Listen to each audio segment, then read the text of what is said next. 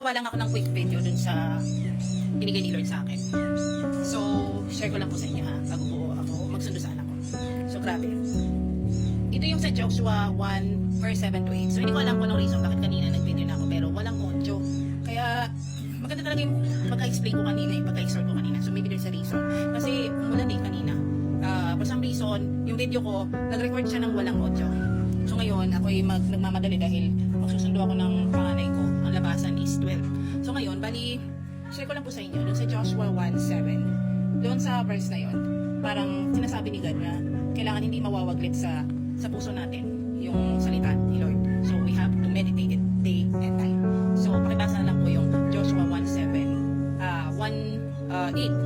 and Joshua 1:9. So, sa ganun, basahin nyo na lang po yung 1:7 to 10 for sure.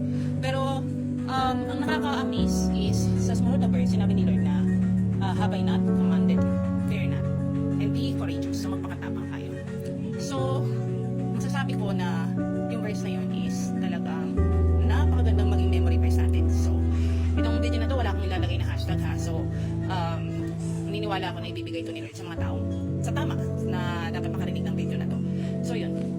Sa mundo na to, diba, ang dami natin mga pinagdadaanan. Andyan yung, sa kagaya ng mga simpleng nanay, depression, anxiety, yung problema hindi talaga mawawala eh. Sabi nga ni Lord, hindi niya pinangako na hindi tayo mawawala ng problema, pero sasamahan niya tayo. Actually, dun sa verse 9 na yun, sinabi niya doon na sasamahan niya tayo kahit saan man tayo naroon. So yun pa lang eh, di ba dapat magkaroon na tayo ng encouragement doon na yung salita ni Lord, napaka-importante talaga. Na, kaya nga sinabi niya dito na i-meditate mo day and night. Kasi parang inisip ko dito na yung word of God is parang magiging sandata natin sa buhay. Kasi nga, nandito tayo sa mundo, we live in a fallen world. Tapos, pasira na kasi itong mundo na to. Diba? Kasi dahil nga sa kasalanan na pinakalat ni Satan. So ngayon, lahat tayo, technically, may sakit tayo. Pero iba't ibang kondisyon. Yung iba, asymptomatic. So, sino nakakaalala dun sa during COVID time na yung asymptomatic, diba? Yun yung parang mga walang pinapakitang sintomas na may sakit. Pero may COVID pala, diba? Yung iba naman, malala, diba? Tingnan nyo na lang yung nangyari ngayon din sa Pinas, diba? Talamak yung corruption. Binabaluktot ang batas. Bakit? Para hindi maparusahan, di ba? Yung mga inaakala natin na magtatanggol sa batas, sila ba yung number 1 law bender, di ba? Tapos, yung mga kabataan, yung inaas na ngayon ng mga kabataan ngayon. At yun, di ba, walang dark forces na nasa likod niya. Meron, di ba? Sabi nga sa word ni Lord, we're not fighting against flesh, but with principalities, ibig sabihin sa paniniwala, sa pag-iisip. So, ibig sabihin nun, hindi mismo yung tao yung kalaban natin, kundi yung nag-influensya sa tao na yun. For example, sa nangyari ngayon sa Tacloban, di ba? Naniniwala ko na hindi lang yung mga nasugatan, namatay na estudyante ang totoong biktima dito. Bash me all you want, pero ito talaga totoo. Pati po yung mga batang namaril, yung dalawang bata na yun, biktima dito. Sino po yung pinaka-suspect or pinaka-talagang mastermind? Si Satan. Kasi si Satan yung nag-persuade sa mga bata na gawin yun. In-influensyahan sila ni Satan na gawin yun. At ayun nga, hindi ko naman sinasabi na walang kasalanan yung mga bata. Meron pa din. Pero ang pinaka number 1 talaga na pasimuno nito si Satanas kasi ini-influensya na yung mga kabataan. Kaya nga, bilang magulang, sabi nga ni Lord, train up a child in a way he should go. Para paglaki nga, yung mga bata, hindi nila malilimutan yun, di ba? Kasi nga may kanya-kanya tayong free will. What we can do to our child bilang mga magulang is talagang ipakilala natin si Lord sa kanila. Like ako, kagaya ko yung anak ko, 9 years old na, magda-10 na yun. So medyo, syempre, parang yung sa pinapropose nila ngayon na ibaba yung parang years na magkakaso yung mga bata, di ba? Instead of 15 years old, di ba? Sinasabi nila, ibaba ng 10. Which is, sa akin, walang problema yun. Pero syempre, nandun pa din yung fear na what if, yung anak ko yung ganun, di ba? Medyo nandun tayo, pero syempre, bilang magulang, kailangan turuan din natin yung mga anak natin na kung sakaling sila talaga yung may gawa, talagang panindigan nila. Talagang, sumunod sa batas. Kahit gaano ba kahirap or gaano ba kalala yung nagawa ng anak ko. So, yun yung stand ko. Okay ako dun sa batas na yun. Pero hindi mo rin mawawala sa sarili mo na what if yung anak ko makagawa? Am I ready for that? Parang ano. So, yun. So, yun lang masasabi ko talaga na ang salita ng Diyos, hindi lang siya basta babasahin lang yung Bible.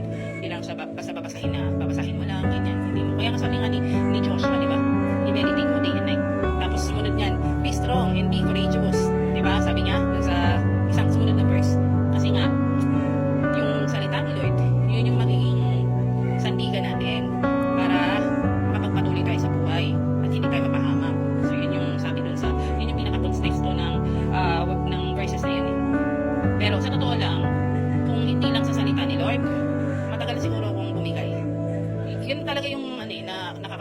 sa akin. Di ba? Sabi nga ang matiis hanggang wakas ay maliligtas, di ba? So, madami lahat naman dumadaan sa pagsubok eh. Di ba? Hindi lang natin alam yung mga kausap natin talagang may mga pinagdadaanan din pala. So, lahat dumadaan sa pagsubok. Sa mga karamdaman, sakit, di ba? Tapos sa trials, yan, lahat dumadaan dun.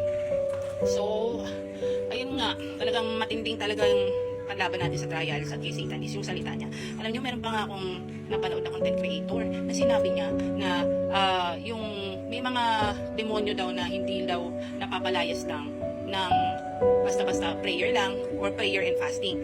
Tapos meron siyang in-state doon na ginawa ni Jesus na nakapagpalayas sa demonyo na nagtetempt sa kanya doon sa Mount after ng nag-fasting. So, ang ano doon is yung word. Nilabanan niya yung si Satan ng word of God mismo. Diba? So, diba sabi ni Satan na i-offer ko ang buong mundo para itakwil mo lang ang Panginoon. Parang ganyan kay Jesus. So, ang sabi ni God, it is written, man should not live by bread alone, but by the words of God, diba?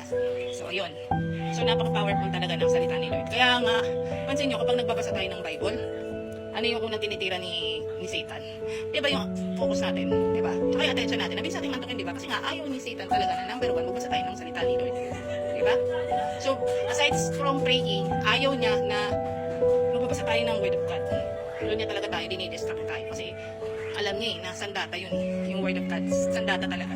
Kaya tayo, bilang mga magulang, dapat tayo, number 1 tayo na nilalabanan natin yung sarili natin at yung si Satan na magbasa ng kapag feeling mo ayaw mo magbasa ng word of God or wala ka naiintindihan sa word of God, patuloy ka lang magbuklat tapos mag-pray ka, hindi ka natulong kay Lord. Ganun. So yung dalawa na yun, actually tatlo, pero para sa akin in everyday life yung prayer tsaka yung pagbabasa ng actually tatlo dapat talaga, prayer, pagbabasa ng word of God, tapos meditation, yan yung sa everyday life.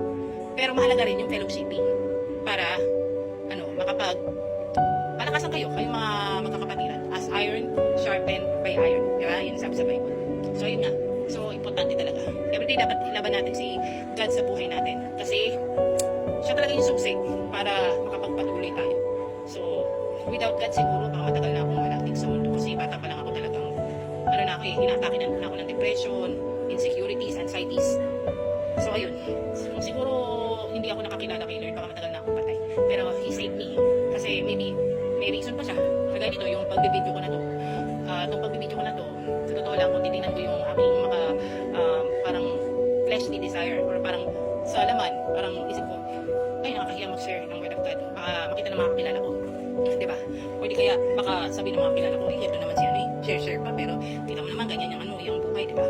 So, kasi ang tao nakatingin talaga sa physical, sa kung ano meron ka. Pero si God, hindi ganun. Patingin siya sa puso mo. Diba? So, without Him, siguro, matagal na akong ginuho ng depression. Parang matagal na akong, hindi ako nagkapamilya, nagkaanak. Saka baka matagal na akong wala kasi baka nagpakamatay na ako. Kasi nga sa depression ko dati. Sobrang lang ako at tatakigin ang kaaway nun. Pero yun nga, tiwala lang tayo kay Lord at everyday dapat ilaban natin yung relationship natin sa Kanya. Gaano man tayo kinakalaban ni Satan. Kasi talagang ayaw ni Satan na buklatin yung Bible, magbasa kahit single verse. Ayaw niya yan. So, laban lang tayo. Laban lang tayo sa buhay. Maniwala kayo, yan yung susi ko kung bakit hindi na buhay pa ako. Grabe yung depression ko dati, grabe yung anxiety ko dati. Parang alam mo yun, yung parang ayoko nang mabuhay. Ganyan ako dati. Pero